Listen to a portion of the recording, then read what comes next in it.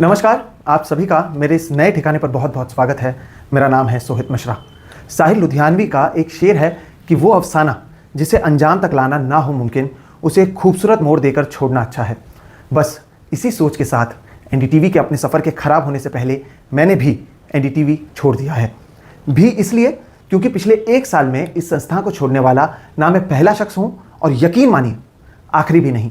7 साल पहले इंटर्नशिप करने के बाद जब चैनल में बतौर एक जूनियर रिपोर्टर नौकरी लगी, एनडीटीवी में काम करना सपना था।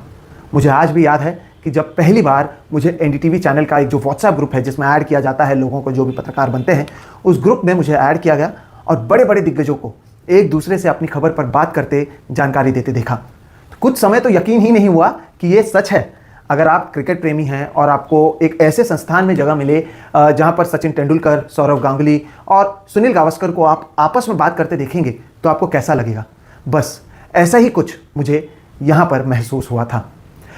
एनडीटीवी की अगर बात करें तो एनडीटीवी में बिताए पिछले 7 साल बेहद खास रहे। जूनियर रिपोर्टर से हुई शुरुआत धीरे धीरे आगे बढ़ती चली गई। एंकरिंग करने का मौका मिला, अलग अलग रिपोर्ट्स बनाए और बाद में मुंबई जैसे एक बड़े ब्यूरो को संभालने का भी मौका मिला। इस पूरे सफर में जो एक चीज मेरे साथ रही थी वो थी ईमानदारी, जनता के विषय को सही तरीके से उठाना। और इसके साथ ही एनडीटीवी का तो वो साथ था जहां पर ऐसी खबरों को प्राथमिकता मिलती थी। आप ही सोचिए, अखबारों, यूट्यूब के थंबनेल में बड़े बड़े दिग्गजों के बीच इस चैनल ने मेरी तस्वीर लगाई, मुझे इतना प्यार दिया जो शायद मैंने कभी नहीं सोचा था। लेकिन यह भी सच है कि अब चीजें बदलने लग गई थी। इस चैनल में अब भी आपको मैं बता दूं कि ऐसे तमाम लोग हैं जो बखूबी अपना काम निभा रहे हैं, जो ईमानदारी से अपनी काम को आप दर्शकों के सामने लाने की कोशिश भी कर रहे हैं। लेकिन यह बात भी सही है कि अब ये संस्था वो संस्था नहीं रही जहां पर मुझ जैसे कई पत्रकार काम करना चाहते थे। 1 साल पहले कुछ लोगों ने जिस तरह से इस चैनल को अपने हाथ में लिया और उसके बाद पहले पत्रकारिता को लेकर बड़े बड़े प्रवचन दिए, लक्ष्मण रेखा रखने की भी बात कही, लेकिन ये सारी चीज़ें मैं आपको बता दूं कि केवल शब्द ही रहे। हकीकत में ऐसा कुछ हुआ ही नहीं। धीरे धीरे जिन खबरों को पहले सबसे ज़्यादा अहमियत दी जाती थी, ऐसी खबरों को चलाने के लिए हर रोज़ खूब लड़ाई लड़नी पड़ रही थी। कुछ समझ ही नहीं आ रहा था कि क्या हो रहा है हम लोगों के साथ। जिस लाल माइक को अपने हाथ में पकड़ना एक गर्व की बात होती थी, धीरे धीरे ऐसा लगने लगा कि उस लाल माइक पर किसी ने कब्जा कर लिया है। इसलिए अभी आप देखिए, ऐसे ऐसे नेता जो शायद पहले एनडीटीवी का नाम सुनकर डर जाते थे, अब यहाँ आकर इंटरव्यू दे रहे हैं। इतने साल इनका इस चैनल से मुंह फेर लेना बताता है कि ये चैनल किस तरह से सही दिशा पर था। खैर, इस चैनल या उसके बारे में बात करने के लिए तो मैं बहुत छोटा हूँ, लेकिन इस चैनल के बदौलत आप लोगों से जो प्यार मिला उसे कैसे भूल सकता हूँ। तमाम न्यूज़ चैनल होने के बावजूद आप में से ऐसे कई हैं जो एनडीटीवी के मुझ जैसे एक छोटे से रिपोर्टर को नाम से जानते थे। इसी चैनल के लिए किए यूनिवर्सिटी सीरीज़, नौकरी सीरीज़, कोरोना काल की जो खबरें थी, उन्हें आप लोगों ने बहुत प्यार दिया। मैं यूट्यूब लिंक पर आपके सारे कमेंट्स को पढ़ता था। वहाँ पर लिखे गए शब्दों को पढ़ मन ही मन अच्छा लगता था कि इतना प्यार मिल रहा है। अच्छा काम करने के लिए आप सभी ने इतने सालों तक हौसला अफजाई की है। जब 2017 में एनडीटीवी से जुड़ा तब मुंबई के लोअर परेल में, मुझे आज भी याद है, एक ठीक ठाक दफ्तर था, कई सारे लोग थे। धीरे धीरे जब चीज़ें आगे बढ़ती गईं, लोग कम होते गए, दफ्तर छोटा हुआ। उसके बाद तो दफ्तर और भी छोटा हो गया। लेकिन इसके बावजूद आप सभी दर्शकों को आज ये बताना बहुत ज़रूरी है कि कभी भी डॉक्टर रॉय ने किसी की भी खबर को इसलिए चलने से नहीं रोका क्योंकि उस खबर के चल जाने से उन्हें नुकसान हो सकता है, सरकार नाराज़ हो सकती है। अब मुंबई में एक बड़ा दफ्तर बन रहा है, लोग वहाँ जाएंगे, लेकिन शायद अब उस दफ्तर में वो बात ना हो जो छोटे से दफ्तर में कम पैसे मिलने के बावजूद थी। ऐसे कई लोग हैं जो यहाँ पर कई साल बिना इंक्रीमेंट, बिना किसी वेतन में बढ़ोतरी के काम करते रहे और आज भी कर रहे हैं।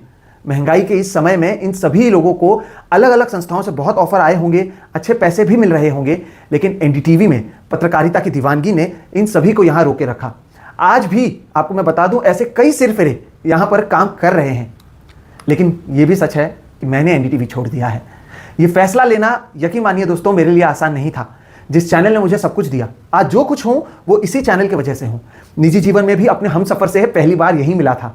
जितनी मेहनत यहाँ पहुँचने के लिए इतनी सालों में की, उस सभी को छोड़कर अचानक से इस्तीफा देने का निर्णय लेना आसान नहीं था। कई ऐसे चाहने वाले लोग थे, कई ऐसे मेरी फिक्र करने वाले लोग थे। उन्होंने कहा कि तुम्हारी उम्र ही कितनी है, 30 साल की उम्र में अब तुम करोगे क्या, कहाँ जाओगे।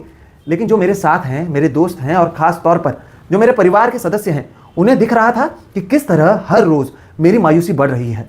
मेरे अपने कई कारण हैं इस चैनल से इस्तीफा देने के लिए, और एक वो फ्लैश पॉइंट भी है जिसके कारण लगा कि बस अब इस चैनल से नहीं जुड़े रह सकते, और तुरंत उसी दिन मैंने इस्तीफा दे दिया। इस विषय पर किसी दिन खुलकर बात करेंगे, क्योंकि उन लोगों का भी पर्दाफाश करना जरूरी है जो छुपकर एजेंडा चलाने की कोशिश अब इस चैनल में कर रहे हैं। तो इस्तीफा तो दे दिया, अब सवाल उठा कि इस्तीफा देने के बाद करेंगे क्या? पत्रकारिता, ग्राउंड रिपोर्टिंग और साथ ही साथ सवाल उठाने के अलावा मुझे कुछ नहीं आता है। इसलिए अब आप सभी दर्शकों के बदौलत यूट्यूब के इस नए ठिकाने पर पहुंचा हूं। आप दर्शकों ने यकीन मानिए आज तक मेरा बहुत साथ दिया है। कोरोना काल में जब मोहम्मद जावेद के टेम्पो एक्सीडेंट में मौत हो गई थी और उस पर मैंने रिपोर्टिंग की, तो आपने बिना किसी जान पहचान के मोहम्मद जावेद के परिवार वालों को अपना मान उनकी आर्थिक मदद की। जब मैंने बताया था कि आरे के जंगलों में रहने वाले आदिवासी बच्चों के पास कोरोना काल में ऑनलाइन पढ़ाई के लिए फोन नहीं है, तो आप में से ऐसे कई हैं जिन्होंने फोन की मदद की और पूरे गांव के बच्चे उस साल पढ़ाई कर सके। जब किसी नेता के पास मेरे सवालों के जवाब नहीं थे और 27 बार वो एक ही जवाब बार बार देता रहा, तो मुझे फोन कर आप लोगों ने बधाई दी। आप दर्शकों ने तभी मुझे संभाला है। उम्मीद करता हूं कि आगे भी संभालेंगे और इतना ही प्यार देंगे। इसके बदले में मैं आपसे यही वादा कर सकता हूं कि उतनी ही ईमानदारी के साथ हर एक विषय पर दोस्तों अपनी बात में रखूंगा। आने वाले दिनों में बड़े बड़े जो करंट अफेयर्स के मुद्दे हैं उसे आसान और सरल शब्द में समझाने की बात हो, लोगों के इंटरव्यूज करना हो या फिर ग्राउंड रिपोर्टिंग, जिसके वजह से आप लोगों ने आज तक सबसे ज्यादा प्यार दिया है, उन सभी चीजों को अब इस नई जगह से जारी रखने की कोशिश होगी। ऐसा नहीं है कि दूसरी संस्थाओं ने काम करने का ऑफर नहीं दिया, लेकिन एनडीटीवी ने जो आज़ादी दी थी शायद वो आज़ादी वहां नहीं मिल पाती। कम पैसे और ज़्यादा आज़ादी में मैं बहुत खुश था। वापस सुनिए, कम पैसे और ज़्यादा आज़ादी में मैं बहुत खुश था और इसलिए अब यहाँ से उसी जोश के साथ आगे बढ़ने की कोशिश है। इस फैसले को लेने के लिए कई लोगों से बात की, उनसे भी जो अब भी चैनल में हैं और उनसे भी जो अब चैनल छोड़ चुके हैं, यूट्यूब पर आ गए हैं और ईमानदारी से यहाँ पर पत्रकारिता कर रहे हैं। किसी का नाम नहीं ले रहा क्योंकि बहुत सारे लोग हैं, किसी का नाम छोड़ जाना सही नहीं होगा।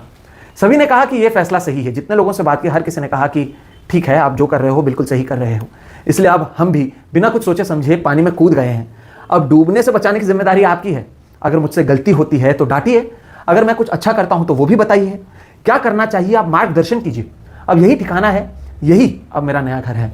आपसे सिर्फ एक गुजारिश है कि इस चैनल को लाइक करें, सब्सक्राइब करें, ईमानदार पत्रकारिता की चाह रखने वाले ज़्यादा से ज़्यादा लोगों के साथ इसे साझा करें और मुझे भी बताएं कि आप मुझसे और इस चैनल से क्या कुछ अपेक्षा रखते हैं, क्या देखना चाहते हैं, क्या सुनना चाहते हैं। आज के लिए मुझे लगता है कि बस यहीं रुक जाना चाहिए। अब अगले वीडियो से अलग अलग मुद्दों पर चर्चा होगी, बात होगी और सच को आपके सामने लाने की कोशिश होगी। नमस्कार।